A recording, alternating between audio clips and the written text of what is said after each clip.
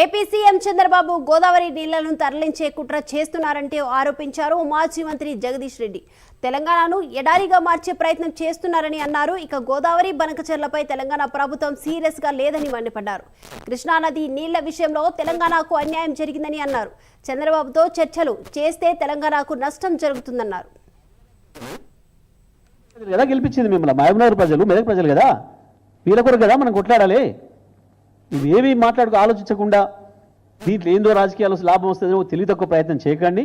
రాజకీయ ప్రయోజనాలు రాకపోగా మొత్తం మన బతుకుదిరివే ఆగమైపోతుంది. తెలంగాణది మిగులు జలాలనేవి సముద్రంలో కలుస్తున్నాయనేవి కుట్ర, పెద్ద కుట్ర ఇది. చంద్రబాబు నాయుడు గారు ఆ ప్రచారాన్ని చేపించి మనందరినీ కూడా మాయలో పడేసి తెలంగాణ ప్రజల్ని, ఇక్కడ పార్టీల్ని మోసం చేసి పార్టీల మధ్యన తగాదలాగా సృష్టించి తను బయటపడాలనుకుంటున్నాడు. ఎట్టి పరిస్థితులలో బీఆర్ఎస్ పార్టీ దాన్ని అంగీకరించదు. రాష్ట్ర ప్రభుత్వాన్ని కూడా మేము డిమాండ్ చేస్తూ ఉన్నాం. నిజమే, ఇవాళ బీజేపీకి చంద్రబాబుతో అవసరం ఉంది.